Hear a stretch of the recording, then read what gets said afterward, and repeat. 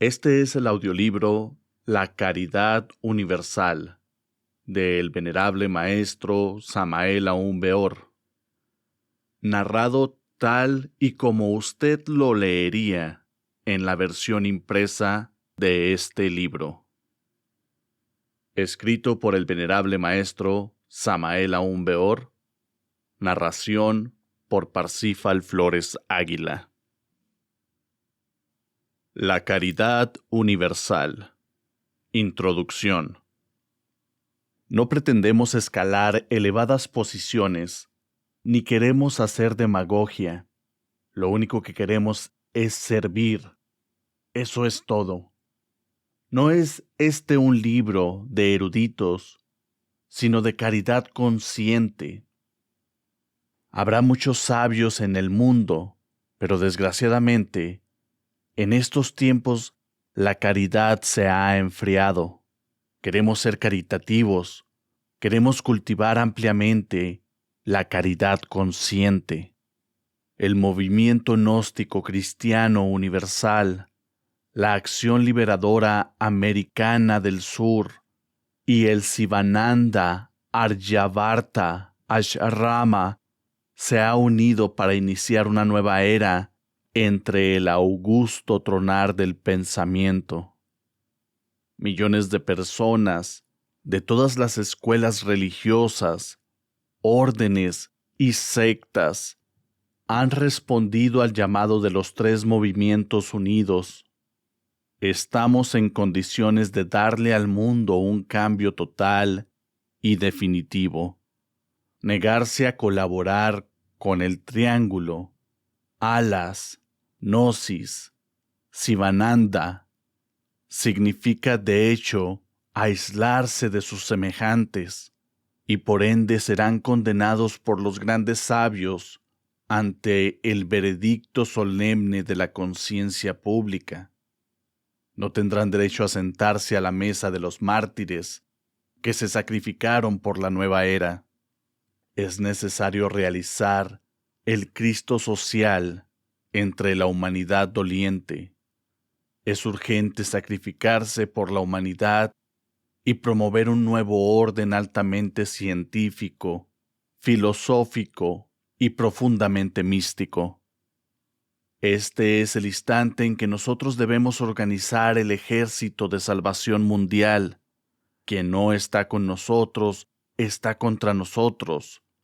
La campaña de la nueva era acuaria ha sonado, y quien dé un paso atrás está perdido.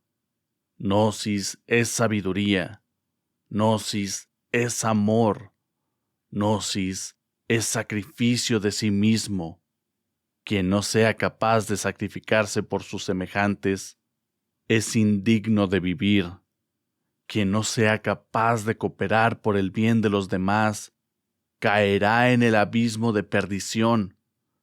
Es urgente acabar con el egocentrismo y cultivar el cristocentrismo. Ha llegado la hora del Cristo social. Allá va nuestro libro, al campo de batalla. Muchos se reirán de él, muchos lo insultarán, muchos lo arrojarán furibundos. No importa. Allá va este libro como clarín de guerra que llama a los valientes. Gnósticos, adelante. Gnósticos, a la lucha por el Cristo y por la nueva era. Adelante. El autor.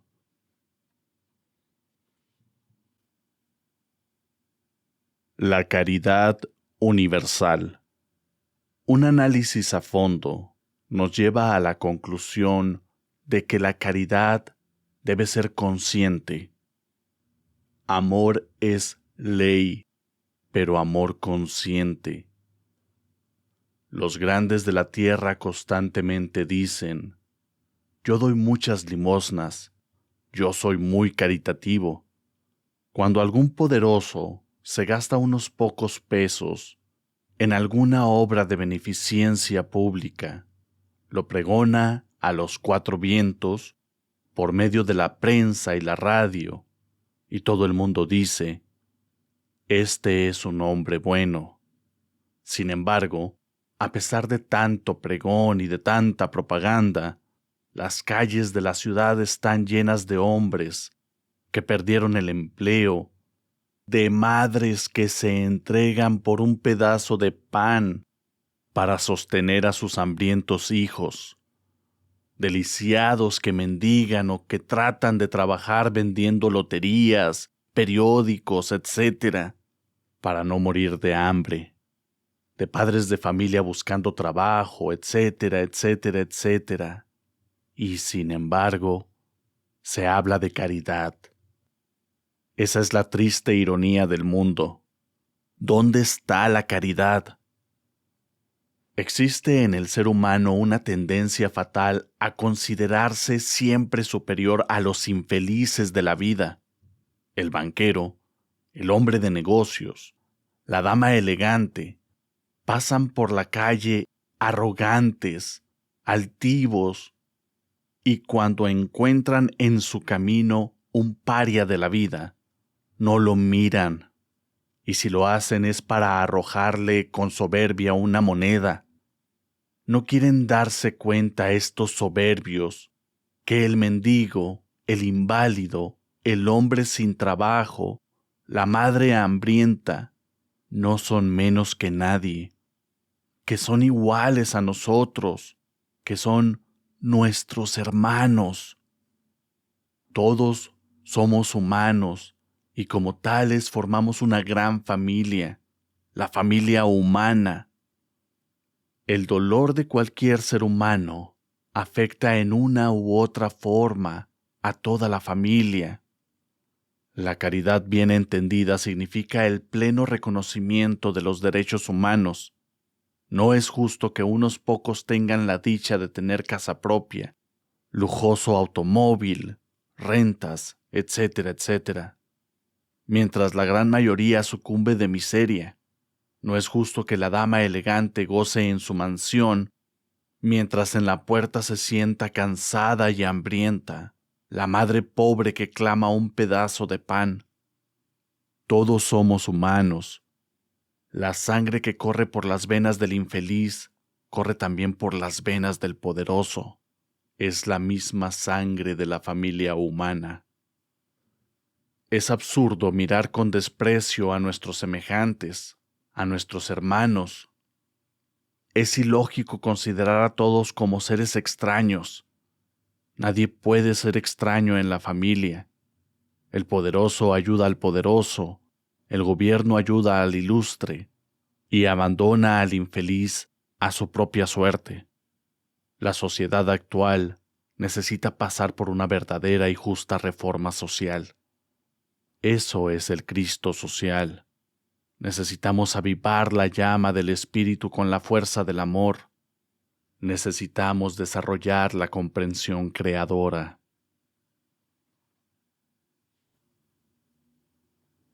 Las familias pobres. Hemos visto a infelices madres rodeadas de sus hijos hambrientos y desnudos, buscando por las calles papeles sucios para reunirlos y venderlos en ciertas fábricas por una moneda, para calmar el hambre. Nadie se compadece de ellos, ni los grandes señores, ni los políticos que tantas promesas hacen al pueblo. Hemos visto madres, niños desnutridos, miserables, devorar cáscaras de naranjas, desperdicios de comidas encontradas en las canecas de basura. Todo esto sucede mientras los grandes de la tierra lanzan a los cuatro vientos programas agrarios, promesas maravillosas sobre el tema del capital y el trabajo. Los políticos prometen. Qué ironía de la vida.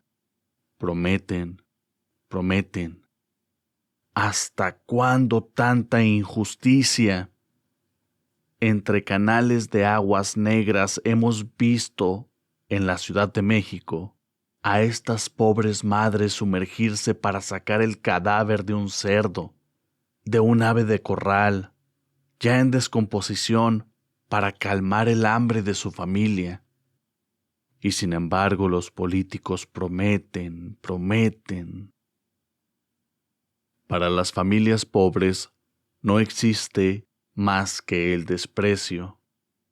Los grandes de la tierra jamás se acuerdan de los infelices. Ellos no existen en su mente.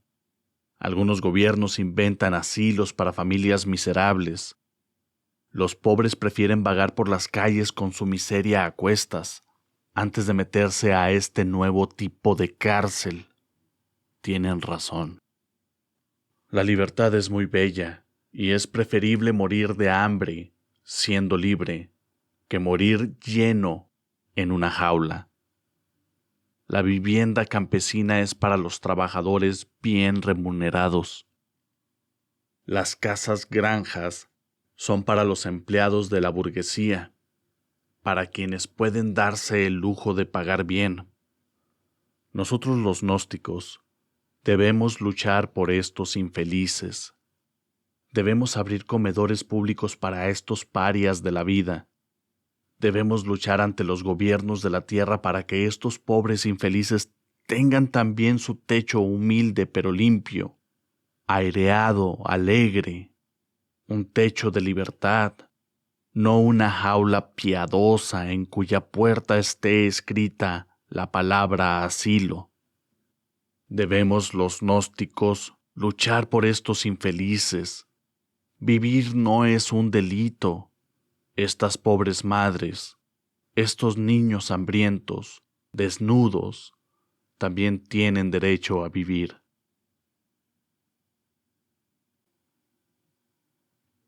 La ley del destino. En el ser humano existen dos factores perfectamente definidos: la personalidad y la esencia. Existen también la ley del destino, karma. Esta gran ley de causa y efecto controla la esencia, pero en forma relativa a la personalidad humana. Considerando las cosas de esta manera, resulta realmente muy difícil pronosticar a la generalidad de los seres humanos el porvenir.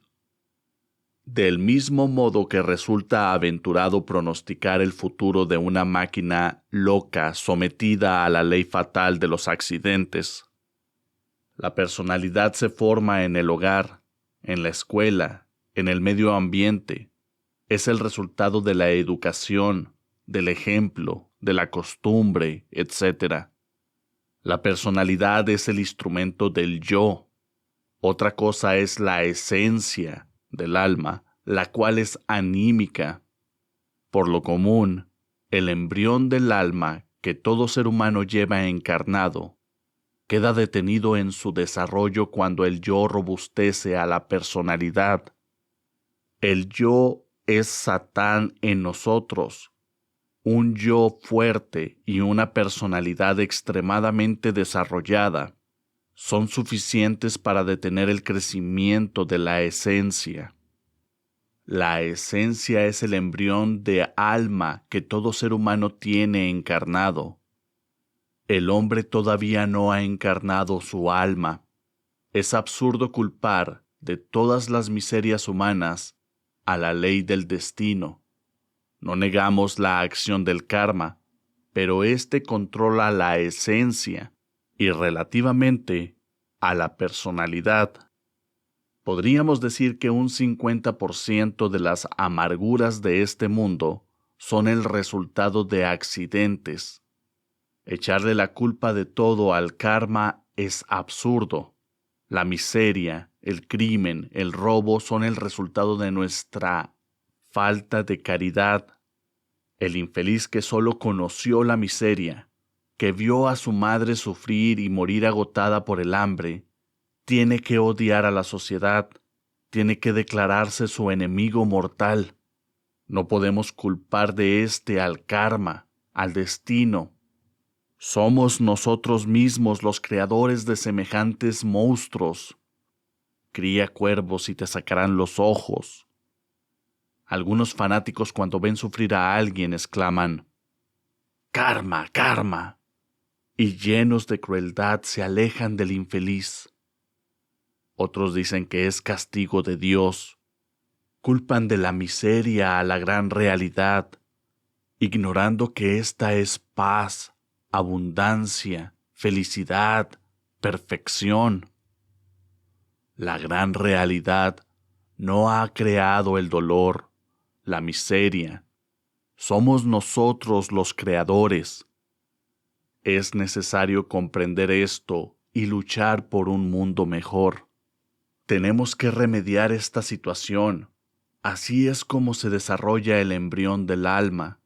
Así es como se robustece.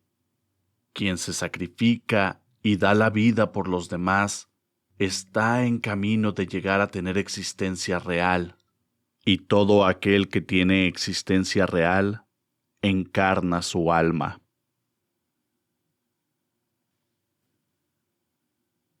Los derechos del hombre. Existen derechos que el Estado está obligado a reconocer. Los derechos del hombre son muy sagrados. Vamos a estudiar algunos. Jefes de familia. Son muchos los jefes de familia que con sus entradas no pueden atender las necesidades de su hogar. Las causas de esta desgracia suelen ser muchas: analfabetismo, enfermedades, impreparación técnica, etc. El resultado de este problema es el hambre, la prostitución de las hijas, el vandalaje, la mendicidad. Esta clase de lacras morales son espantosas y no se resuelven con cárceles. Es necesario corregir el mal de raíz. Se necesita asistencia social para estos padres de familia. Ellos también tienen derecho a vivir como seres humanos. Se necesita que el Estado mejore el estándar de vida de estos pobres hombres. Protección de las familias en desgracia. El Estado debe proteger las familias de los procesados, detenidos, exiliados o condenados.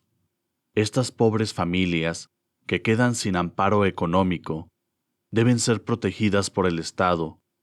Este debe ser como una madre para los que sufren. El pueblo confía en el Estado y no debe defraudar al pueblo. Las familias en desgracia necesitan de la asistencia social inmediata y oportuna para evitar el delito. De lo contrario, tendrán que robar, prostituirse para vivir. Resulta cruel, desde todo punto de vista, negarles el derecho a la asistencia social. La familia inocente no tiene por qué pagar las consecuencias del delito del jefe, que muchas veces lo comete para salvar a la mujer, a sus hijos, a su madre, a sus hermanos. Personas enfermas que no pueden trabajar. Estos también son seres humanos, forman parte del conglomerado social, tienen derecho a vivir. Ellos trabajaron y enfermaron. No importa la causa. Es un deber pasarles su salario como si estuvieran trabajando. Sería una especie de seguro por enfermedad. Ancianos. Los ancianos deben estar jubilados por el Estado, no encerrarles en asilos. Nadie es más ni menos que nadie. El Estado debe darle a los ancianos una pensión para vivir y una vivienda donde pueda pasar tranquilo los años que le quedan. Ser anciano no es un delito. Allá llegaremos todos. El anciano necesita protección, abrigo y pan.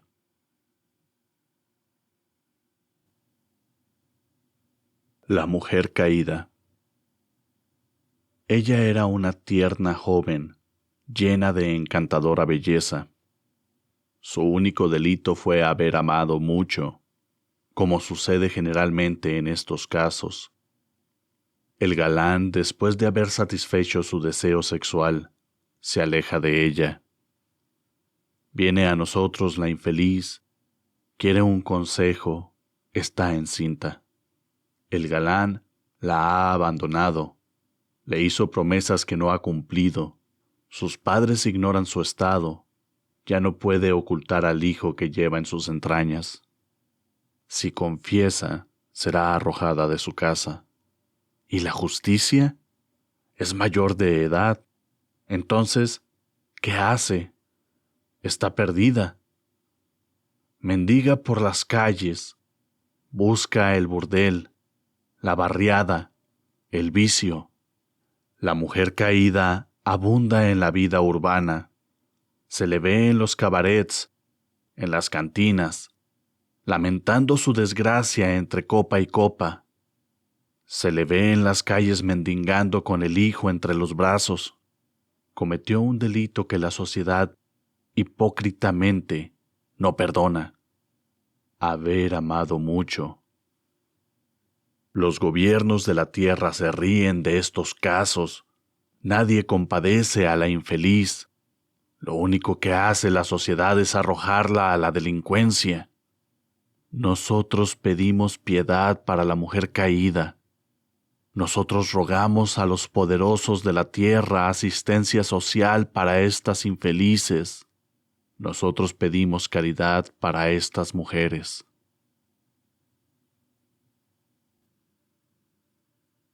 Asistencia médica y farmacéutica. Hemos visto a niños desnutridos y enfermos, a ancianos indigentes, a infelices ciegos, a pobres mujeres suplicando una limosna para comprar sus medicinas. Algunos le arrojan una moneda, u otros se alejan del infeliz como de una mala sombra.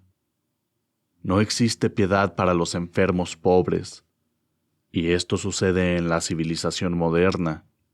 El Estado funda hospitales y cree que ya resolvió el problema de la salubridad pública. Los enfermos pobres no creen en hospitales llamados de caridad. Ellos recuerdan los sufrimientos pasados allí, el hambre, el desamparo, el trato de médicos y enfermeras. Además, no todos pueden ir al hospital. Casi nunca hay cupo. Además, un padre, una madre de familia, prefiere pedir limosna por las calles antes que abandonar a sus hijos. ¿Quién los cuidará? El Estado debe asistir a los enfermos. La asistencia médica y farmacéutica es una obligación del Estado para con el pueblo. Los hospitales no resuelven este problema. Es necesario ampliar estos servicios con puestos de salud, donde se repartan drogas gratuitas, donde haya médicos y enfermeras que sientan el dolor humano, aunque el paciente sea un pobre infeliz. Se ven casos insólitos. Conocí un trabajador en la Ciudad de México, quien tuvo un accidente de trabajo. Mientras duró en el hospital no se pagó su salario. Dizque por no estar trabajando. Es doloroso que un trabajador, porque sufre un accidente de trabajo, se le niegue su salario. Ha llegado la hora de comprender que todos somos seres humanos y no bestias. Somos hermanos y debemos ayudarnos. Lucharemos por una asistencia médica y farmacéutica para el pueblo.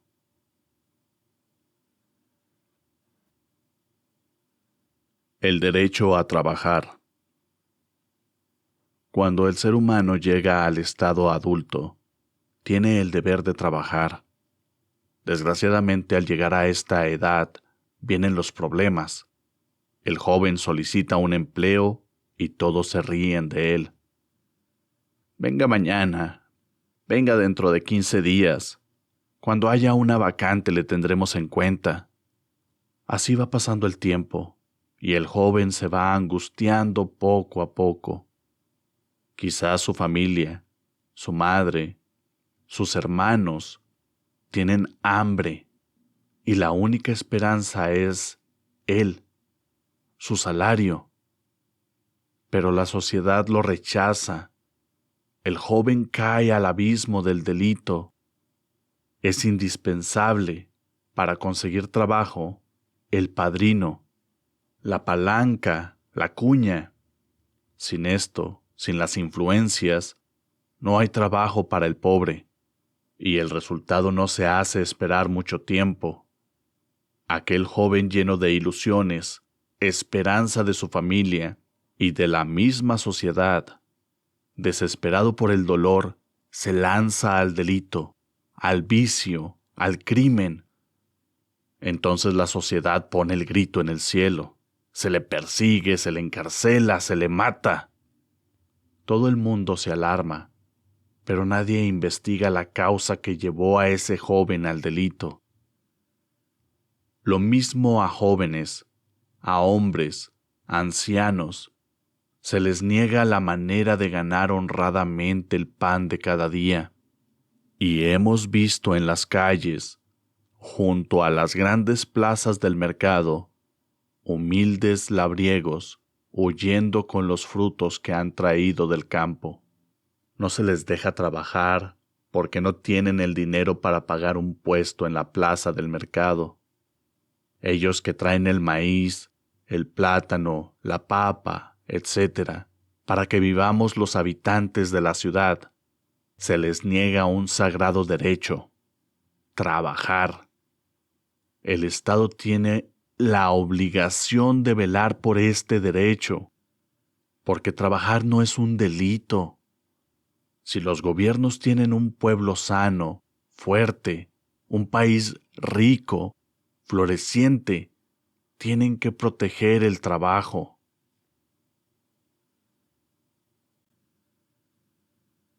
Problema de la vivienda. El Estado debe invertir parte de sus fondos en fomentar la construcción de viviendas baratas. Es justo que los trabajadores, en general, tengan la dicha de su casa propia. Hemos visto trabajadores de todos los gremios viviendo en chozas de palos y latas, casuchas de cartones, cuevas inmundas, como cerdos. No existe compasión para estos obreros. La sociedad no les perdona el delito de ser humildes siervos de ella. En alguna ciudad, un líder ferroviario fue encarcelado por reclamar viviendas para sus compañeros. Es doloroso ver familias completas viviendo en piezas, en cuartuchos inmundos. En España, por ejemplo, viven en un miserable cuarto de pocos metros, hasta 3 familias amontonadas como animales. En otras partes se han inventado los llamados multifamiliares, que lo mismo que los rascacielos, no solucionan el problema de la vivienda. Allí los niños no tienen espacio para jugar, para tomar el sol. Estos edificios no son más que gallineros, como si no hubiera tierra donde construir verdaderas casas. Y el resultado es fatal. Las enfermedades se contagian con suma facilidad. Los niños se levantan débiles. Los poderosos de la tierra dicen: para que jueguen los niños existen los parques. ¿Qué tiempo le queda al padre, a la madre para salir con sus niños a los parques? Total, que ni el niño ni el anciano tienen derecho a tomar los rayos del sol ni el perfume del jardín. ¿Y el casero? ¿El arrendador?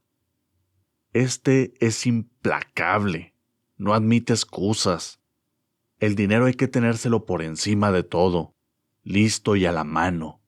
El casero no tiene compasión, no tiene caridad. Si no hay dinero para pagar el alquiler, madres, ancianos, niños, muebles, todo va a la calle.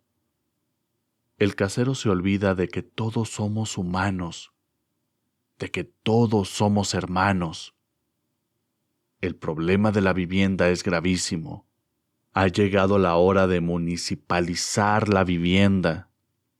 Por eso proponemos 2 cosas.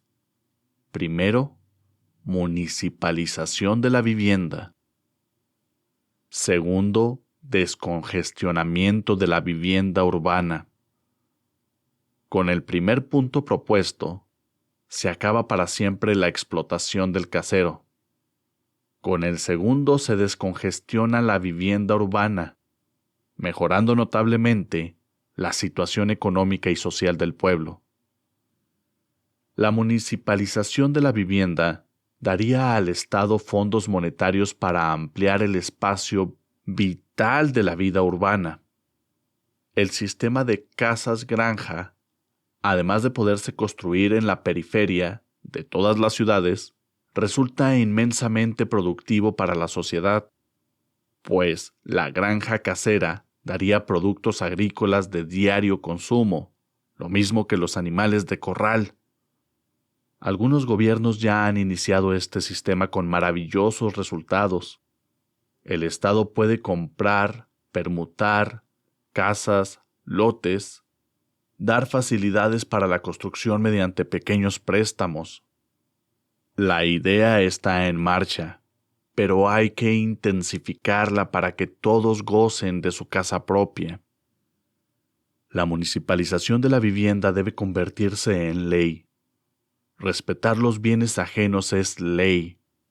Del mismo modo, construir casa con facilidades de pago, controlados por el municipio, debe ser ley obligatoria. Ningún Estado debe ser indiferente ante el problema de la vivienda. En un Estado indolente y cruel no hay justicia. El Estado debe ser padre y madre para el pueblo.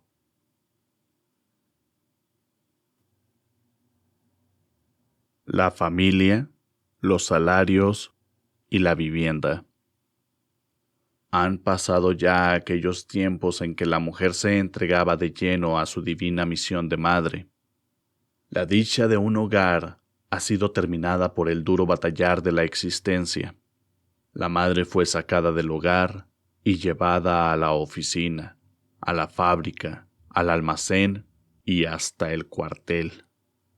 Los niños, que antes pasaban las horas jugando con sus madres y gozando con sus ternuras, ahora son depositados como perros en casas especiales, donde una empleada los cuida mientras la madre trabaja. Estos niños ya no tienen hogar. Esos tiempos pasaron. La desgracia llegó a las puertas del hogar y penetró en él. Muchos matrimonios ya no quieren tener hijos, y en verdad que la lógica está de su parte. ¿Para qué traer criaturas al mundo que no van a gozar de un hogar? Niños que serán cuidados por criadas y vivirán encerrados en cuartos como ratones. Ya el padre no gana lo suficiente para sostener su familia. Los salarios son bajos. La madre tiene que salir también a buscar trabajo para ayudar a su marido. Esta es la desgracia de nuestros tiempos. Los niños sufren las consecuencias. La generación se levanta acomplejada.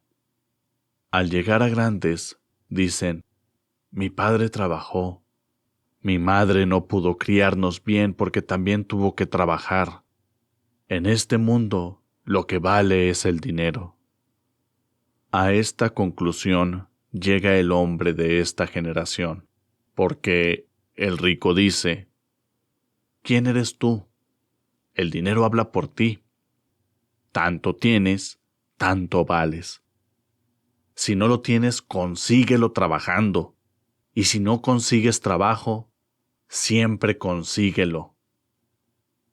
Y es entonces cuando aparecen más ladrones, más timadores, más viciosos, más prostitución. Estos problemas tienen solución sin necesidad de violencia, sin cuartelazos, sin revoluciones sangrientas, sin dictadores. Todos hemos creado esos problemas. Todos debemos solucionarlos. Es necesario acabar con el egoísmo, con las ganas de mandar. Estudiemos cada problema y tratemos de darle juiciosa solución. Todo hijo que viene al mundo cuesta dinero. Los gobiernos deben proteger la natalidad. Para los empleos deben preferirse a los casados, llenar vacantes con hombres casados, crear subsidios por cada hijo que tenga el trabajador. Si se trabaja en sitios difíciles, en climas hostiles, acordar una bonificación. Debemos comprender el dolor de nuestro prójimo. Todos vivimos de todos. Todos necesitamos de todos. Todos somos sirvientes de todos. El problema de cualquier ser humano afecta dentro de su radio de acción a muchos. El problema de muchos afecta a todos. El movimiento gnóstico universal, la acción libertadora sudamericana y Sivananda ha llegado a la conclusión de que solo a base de rigurosa comprensión es posible solucionar los problemas de la vida humana. Insistimos que es cruel, despiadado, no mejorar el salario del trabajador cuya esposa o compañera ha traído un hijo al mundo. A todo esto, los patronos se encogen de hombros diciendo: «A mí eso no me importa. No tengo por qué pagarles más por el hecho de tener un hijo más». Es un error que afecta al patrono en sus intereses, porque un trabajador con preocupaciones, con sufrimientos, no puede rendir en el trabajo. Disminuye su efectividad y, por lo tanto, la producción.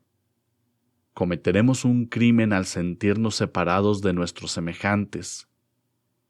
Nosotros dependemos de ellos, y si hay huelga en los transportes, en la energía, en la industria del petróleo, etcétera, etcétera, las consecuencias las sufrimos todos como tantas veces nos consta.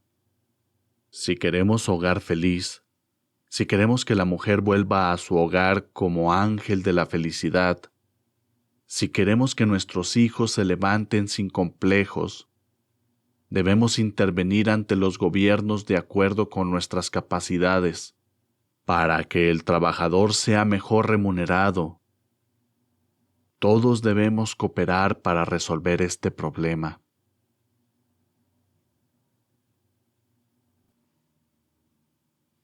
Hambre en la América Latina. La América Latina está formada por países subdesarrollados, por lo tanto necesita de las grandes potencias. Podemos asegurar que los Estados Unidos de América han monopolizado los mercados de América Latina, pero el coloso del norte también necesita de nosotros como nosotros de ellos. Los importadores latinoamericanos tienen que pagar sus mercancías de acuerdo con el patrón dólar, lo cual equivale al alza de los productos, ya que la moneda de estos países es baja con respecto al dólar. El comerciante no puede perder, es su negocio. ¿Quién paga las consecuencias de este desnivel monetario? El consumidor, el pueblo.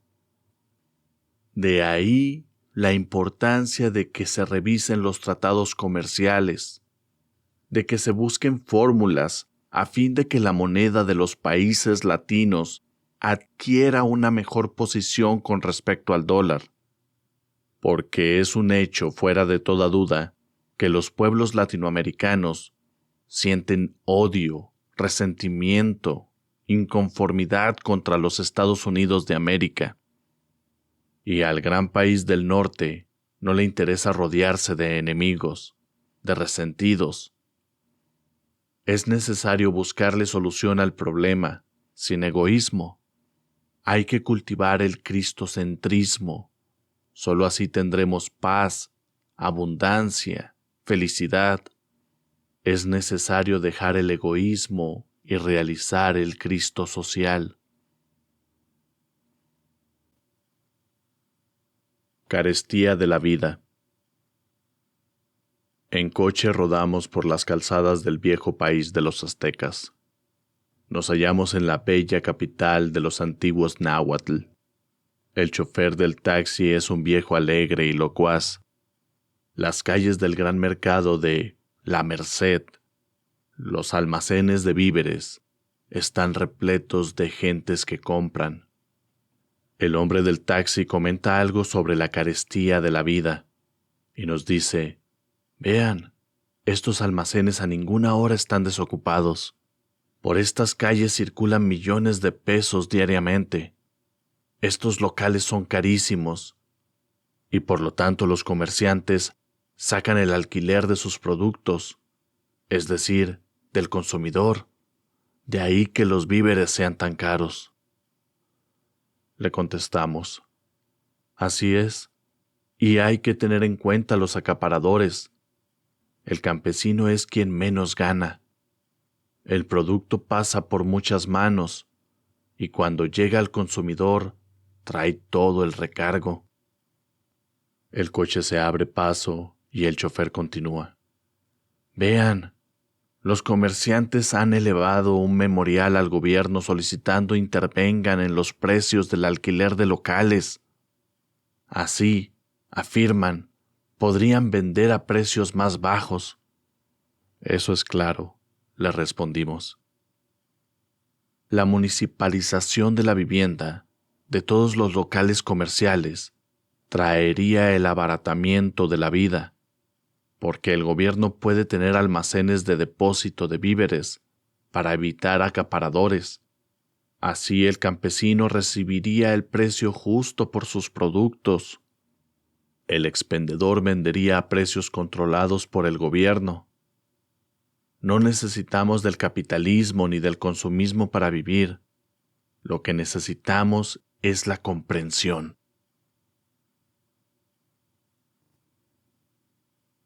Las religiones.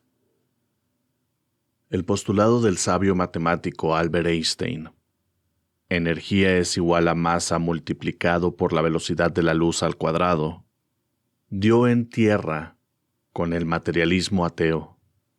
La masa se transforma en energía, la energía se transforma en masa. Estos sabios postulados marcaron el fin del materialismo.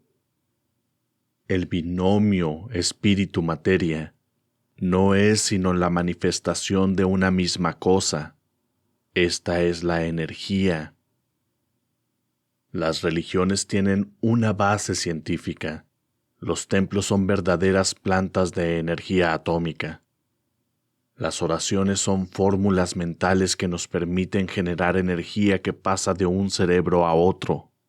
Así se realizan los llamados milagros. Quien ahora se ríe de la religión resulta un enemigo de la energía atómica, y solo los ignorantes pueden reírse de tamaña verdad. Las fuerzas generadas por un ritual pueden ser utilizadas en la agricultura o para sanar enfermos a distancia. No está lejano el día en que estas fuerzas puedan ser fotografiadas y medidas con aparatos de precisión. Los sacerdotes de todas las regiones resultan ahora verdaderos magos de la energía nuclear. La muerte es una verdadera resta de los números enteros. Terminada la operación solo quedan los valores. Así lo que continúa después de la muerte son los valores energéticos de la naturaleza. Dichos valores se reencarnan, resultando entonces la muerte un regreso a la concepción. La vida y la muerte están íntimamente ligadas porque ambas son modificaciones de la energía universal. Los destructores de religiones desconocen la física nuclear, y quien se ríe de lo que desconoce está en el camino de ser idiota. Los perseguidores de religiones son pobres ignorantes. Quien critica la religión del prójimo comete un crimen contra la caridad universal. Las religiones son perlas preciosas, engarzadas en el hilo de oro de la divinidad. Dentro de la gran reforma social, debemos respetar todas las religiones, escuelas, órdenes, creencias. Cada ser humano merece respeto. Su religión es algo muy sagrado. La verdadera caridad consciente se basa en la comprensión. Quien combate los principios religiosos no tiene caridad consciente. La dialéctica materialista quedó reducida a polvo con los postulados del sabio autor de la teoría de la relatividad. La técnica científica demostrará la existencia del hiperespacio, el valor energético de la oración y de los rituales, lo mismo que la tremenda realidad del yo energético que continúa después de la muerte. Llegará ese día en que se pueda fotografiar el yo energético. Por caridad consciente, las religiones, órdenes, escuelas deben unirse para trabajar pro el bienestar social y económico de la humanidad. Las luchas fratricidas de las distintas religiones están condenadas a la desaprobación universal. La gran caridad universal es religiosidad cósmica.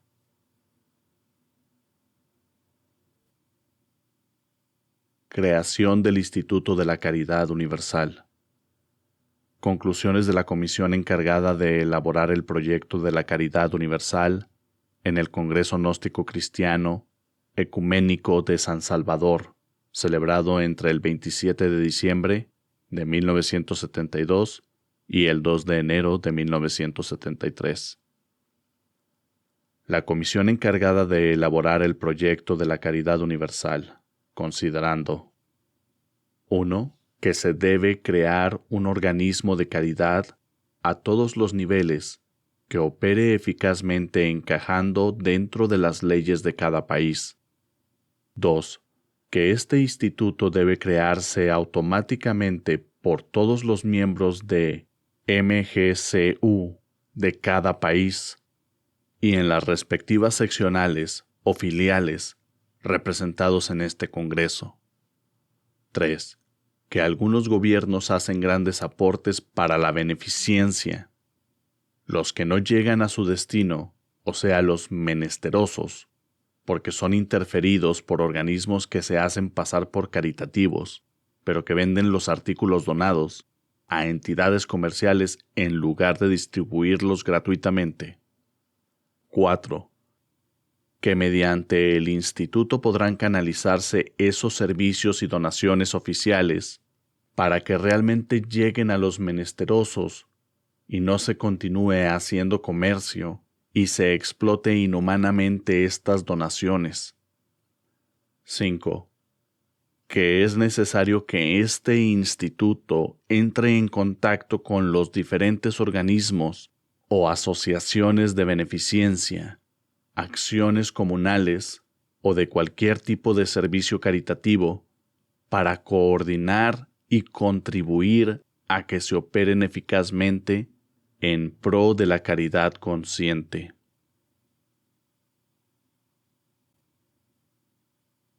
Recomendaciones. 1. Crear el Instituto de Caridad Universal aquí y ahora. 2. Solicitar el reconocimiento de ayuda internacional como UNESCO y OEA. 3. Este instituto girará en torno al SSS, que será su directivo internacional. 4.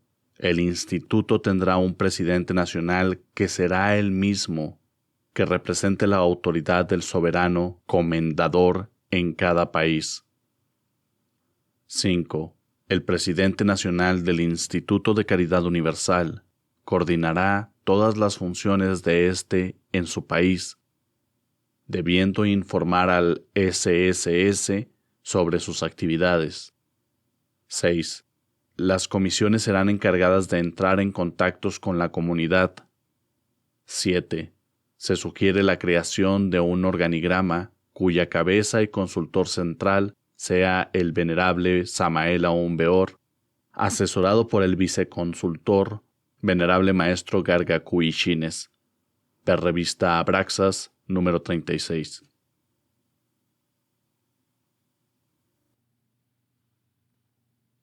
Experiencia con Minerva.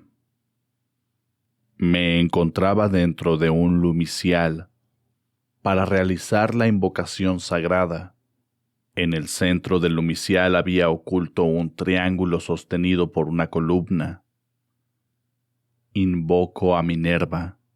La piedra del altar resplandece y en el centro aparece el rostro de Minerva y responde: Soy Minerva, la diosa de la sabiduría. ¿Qué quieres de mí? La sabiduría, respondí. ¿Para qué quieres tú la sabiduría? Para ayudar a la humanidad.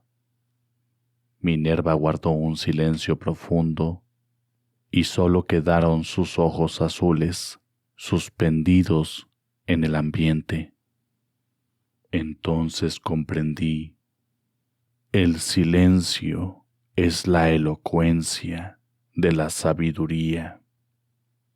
Cuando se retiró, quedó únicamente la piedra triangular sostenida sobre la columna de piedra.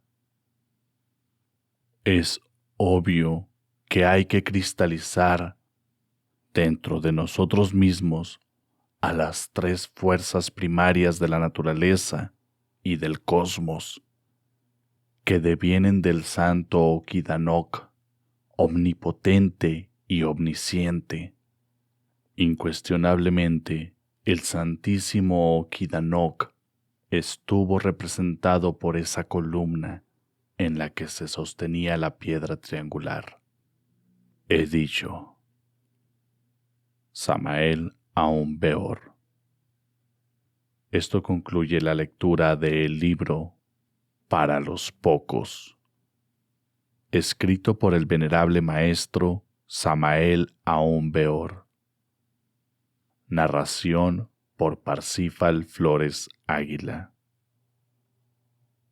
Visite nuestro sitio web para ver más audiolibros de nuestra creciente librería gnóstica en www.audiolibrosgnosis.com. Tu apoyo es importante para nosotros. Por favor, comparte esta información con quienes más lo necesiten.